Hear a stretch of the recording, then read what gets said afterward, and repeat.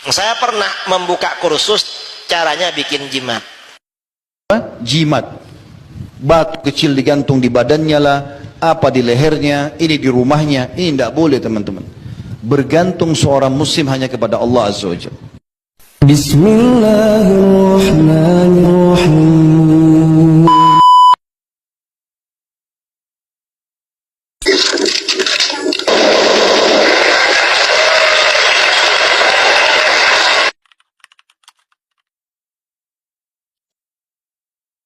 Kalau jimat itu isinya ayat Al-Quran, nama-nama yang diagungkan, atau nama-nama Ashabul Kahfi termasuk Kitmin, itu gak apa-apa.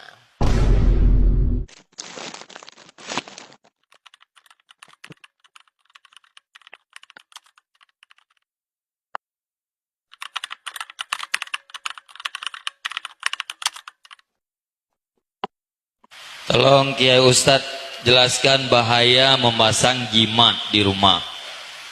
Masang apa? Terutama jimat bertulisan Kitmir, sedangkan Kitmir itu nama anjing dalam Ashabul Kahfi.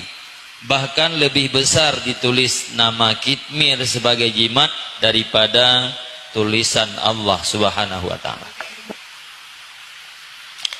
Jimat itu sama dengan ruqyah. Bagaimana untuk ruqyah yang bacaannya bagus, tidak mengandung kesyirikan, itu hukumnya boleh. Ruqyah yang mengandung kesyirikan nggak boleh, itu ruqyah.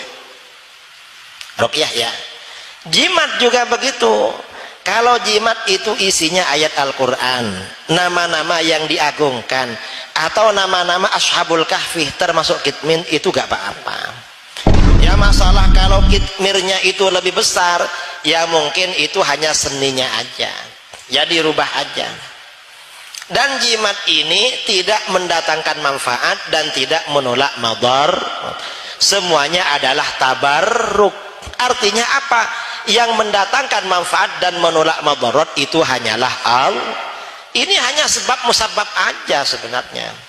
Nggak apa-apa seperti itu. Karena Ashabul Kahfi itu termasuk apa namanya? Orang-orang saleh. Dan memang itu terbukti. Ada buktinya memang. Itu jimat. Jadi kata para ulama di dalam kitab-kitab hadis seperti kitab As-Sunanul Kubra karangan Imam Al-Baihaqi, atau di dalam kitab Ma'rifatus Sunan wal Athar, itu banyak kajian tentang jimat di situ. Itu ulama dulu lah, ulama ahli hadis. Kalau jimat Ashabul Kahfi itu gak apa-apa juga, dan itu banyak khasiatnya. Untuk kebakaran, untuk bepergian, untuk sakit demam, untuk menjaga harta, itu ada, tapi ada caranya. Saya pernah membuka kursus caranya bikin jimat, tapi cuma ngajar, saya bukan dukun. Pernah diminta oleh kiai-kiai di Jawa Timur memberikan penjelasan tentang jimat. Saya terangkan hukum-hukumnya sama caranya sekalian, tapi saya gak pernah buka praktek, ya cuma tahu aja.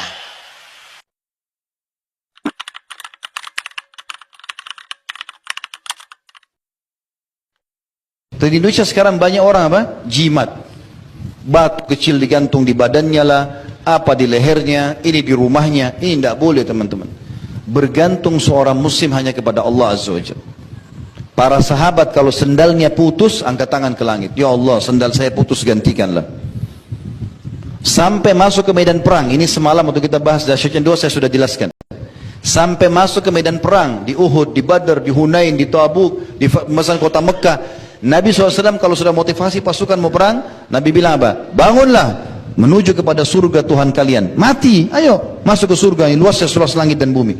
Enggak pernah Nabi kasih kertas suruh tempel di badan ya supaya kebal. Bukan kebal, mati syahid, cari mati. Untuk apa kita pakai kebal-kebal ini? Apa gunanya? Bahaya sekali. Dan banyak orang di Indonesia tertipu karena menulis pakai tulisan Arab. Tidak semua tulisan Arab Al-Quran. Ya, hati-hati teman-teman. Ini banyak sekali terjadi. Berapa kali kami lihat dan kami temukan di masyarakat, di tengah-tengah pengajian kami akhirnya mereka berikan, ini loh Ustaz, apa ini? Benar gak ini? Ternyata tulisan bahasa Arab, terpengaruh. Gara-gara bahasa Arab dianggap itu sudah bagus. Tidak semua. Dukunnya itu juga pintar. Kalau dia tahu kita mayoritas orang Islam, dia pakai juga tulisan Arab supaya kita terkelabui. Ya. Saya pernah temukan di rumah seseorang ditempel kertas bahasa Arab. Mohon maaf teman-teman, saya 7 tahun belajar di Madinah. Dari SMA sampai S1, tiap hari dengar bahasa Arab, saya tidak tahu apa tulisan itu. Bolak-balik saya baca, apa ini? Tidak bisa baca. Masa ada bahasa Arab saya nggak bisa baca? Kayaknya nggak mungkin gitu. Setelah saya perhatikan baik-baik, mungkin 10 menit. Oh, ternyata bahasa Indonesia yang diarabkan. Ya. Jadi ini adalah kata-kata kalau ditempel di rumah tidak akan masuk pencuri. Ya, ini kalau ditempel di usaha akan laris dan segala macam hal. Begitu bahasanya. Dan ini mengambil keberkahan dari 7 orang ashabul kahfi. Disebutkan nama-namanya. Namanya aneh-aneh gitu. Nama ini tidak pernah dalam Al-Quran, tidak pernah dalam hadis disebutkan. Nama ini. Dan ini nama anjingnya. Subhanallah, saya bilang sama orang yang punya toko itu, ini waktu antum tempel, siapa tempel? Dia bilang ayah saya. Saya tanya, semenjak ditempel, pernah gak ada pegawai mencuri? Banyak yang mencuri. Banyak yang mencuri. Tertipu dengan itu. Jangan teman-teman pakai begini. Mau usaha laris gampang, mudah. Modalnya halal, sistemnya halal, ya. Kemudian juga produknya halal, demi Allah laku. Sahabat Nabi sudah praktekin itu, jadi kaya raya. Saya juga terjun di bidang bisnis. 3 resepnya, modalnya halal, jangan dari uang riba, jadi penipuan dan segala macam. Yang kedua, sistemnya halal, jangan ada zaliman, jangan ada gharar, jangan ada sistem yang diharamkan. Dan produknya halal, laku, nggak ada masalah. Nggak usah pakai tempel-tempel ini, panggil jin, panggil segala macam. Kita nggak usah lintas alam, ya. Itu panggil jin, lintas alam, nggak perlu. Jin itu teman-teman lebih di bawah manusia, manusia di atas mereka. Makanya semua nabi-nabi, 124 ribu nabi, diantaranya 313 rasul dari manusia, nggak ada dari jin. Iya, Nabi SAW tidak pernah pakai jasa mereka. Nabi nggak pernah pakai khadam, nggak ada khadamnya Nabi. Nabi nggak pernah bilang, ini loh khadam jin ini namanya, hormati ya, nggak pernah. Nggak pernah ada riwayat. Sahabat Abu Bakar, Umar, Utsman nggak pernah dinukil masalah itu. Mereka nggak pakai jin. Jin yang datang ke Nabi dinukil adalah jin Nusaybin. Wilayah Nusaybin, wilayah Irak 1 kali saja. Datang, mereka baca, dengar Quran, mereka masuk Islam, mereka pulang jadi da'i di kaumnya. Tidak pernah lagi Nabi bahas mereka. Sekali saja itu. Itu saya sudah sebutkan di kajian sirah tentang masuk Islamnya jin Nusaybin. Sebelum kejadian Isra dan Mi'raj. Setelah itu tidak pernah lagi. Maka teman-teman, untuk apa ini pergi ke alam-alam ini? Itu alamnya pada dukun, ini kesyirikan. Dan Allah mengatakan di hari kiamat, perhatikan baik-baik surah An-Nisa, 2 kali Allah ulangi. Di ayat 40 sekian dan di ayat 100 sekian. A'udzubillahi minasyaitonir rajim. Innallaha la yaghfiru an yushraka bihi wa yaghfiru ma duna dzalika liman yasha. Allah tidak akan memaafkan di timbangan amal nanti dosa syirik, dan Allah masih memaafkan dosa-dosa yang lain. Kalau sudah syirik bahaya. Makanya jangan tergantung kecuali kepada Allah Subhanahu wa taala. Dan